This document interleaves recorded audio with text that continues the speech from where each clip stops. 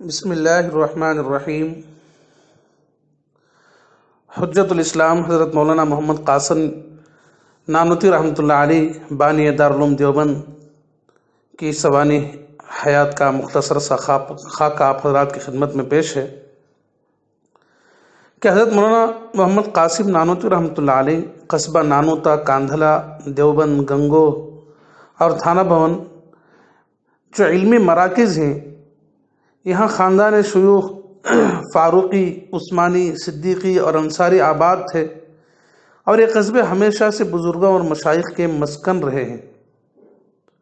یہ حضرت حجت الاسلام مولانا محمد قاسم نانوتوی رحمۃ اللہ علیہ کا مولد اور وطن عزیز ہے، جس کا نام ہے نانوتا، جو سہارنپور ضلع میں ہے، دیوبند سے 12 میل مغربی جانب واقع ہے۔ آپ کا سلسلہ نسب سیدنا ابوبکر صدیق رضی اللہ عنہ سے جا ملتا ہے۔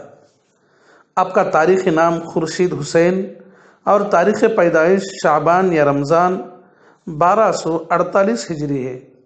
والد صاحب کا نام شیخ اسد علی ابن غلام شاہ ہے، جو نہایت پرہیزگار اور صوم و صلات کے پابند تھے۔ آپ بچپن سے ہی ذہین، محنتی اور سعادت مند تھے۔ تعلیم کے دوران ہمیشہ اپنے ساتھیوں میں نمایاں رہے۔ بہت چھوٹی عمر میں قرآن مجید پڑھ لیا تھا۔ آپ نے قصبہ دیوبند میں فارسی عربی کی ابتدائی تعلیم حاصل کی۔ اس کے بعد مولانا مملوک علی صاحب رحمۃ اللہ علیہ کے ہمراہ 1260 ہجری میں دہلی پہنچے اور حضرت شاہ ولی اللہ محدث دہلوی رحمۃ اللہ علیہ کے چھوٹے صاحبزادے حضرت شاہ عبد الغنی دہلوی رحمۃ اللہ علیہ سے علوم حدیث کی تکمیل کی۔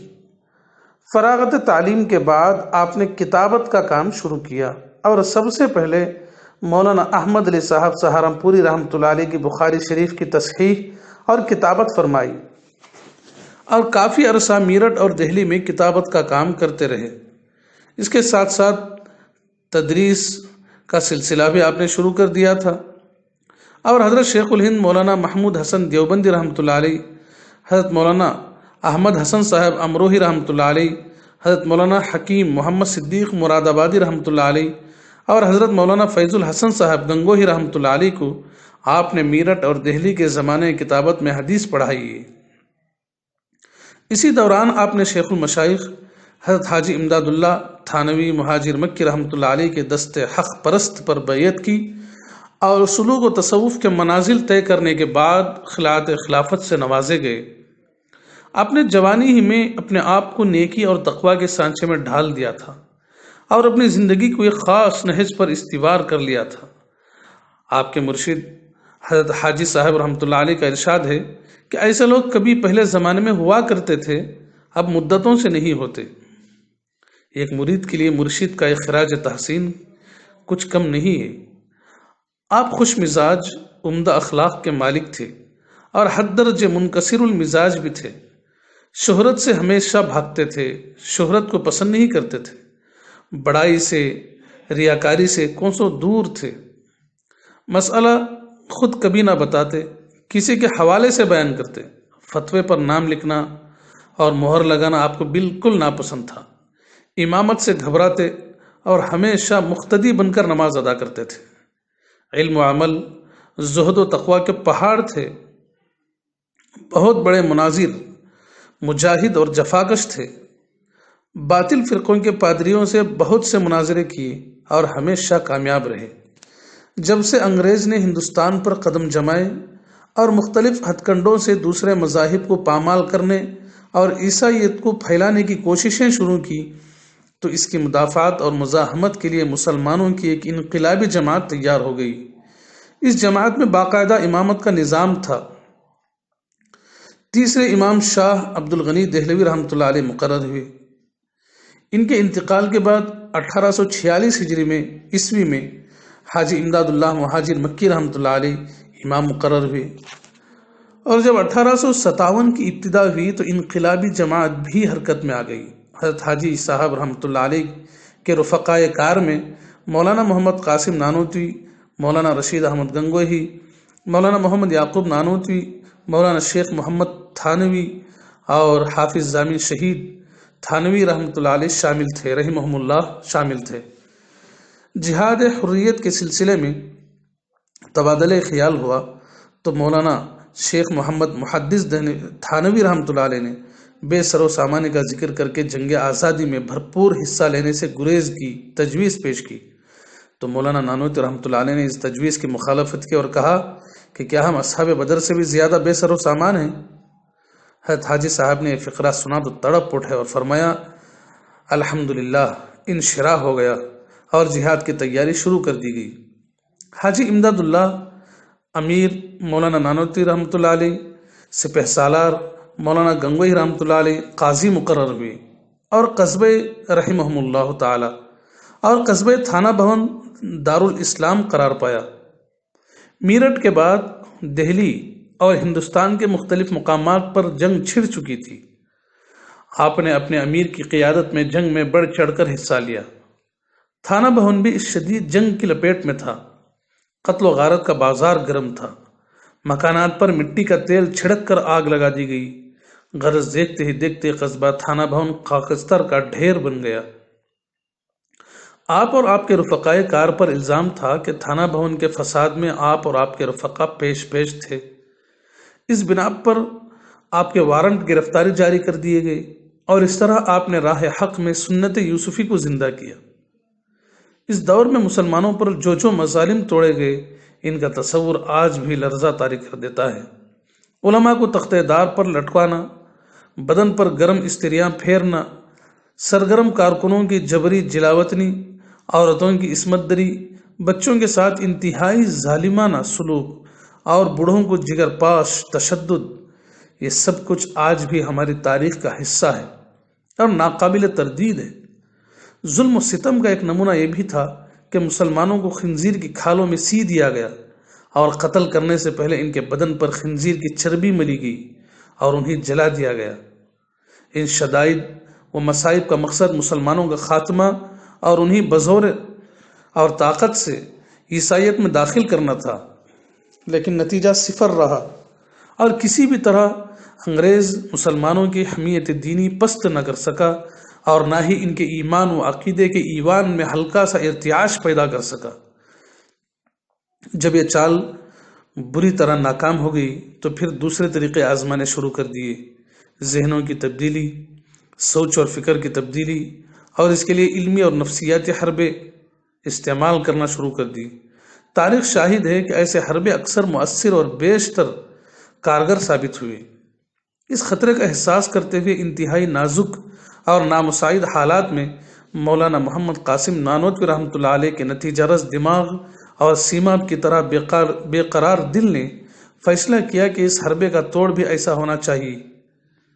چنانچہ یہ احساس محرک بنا اور 1867 میں دارالعلوم دیوبند کا قیام عمل میں آیا، جو اسلام کا محفوظ قلعہ اور مسلمانوں کا ناقابل شکست حصار ثابت ہوا۔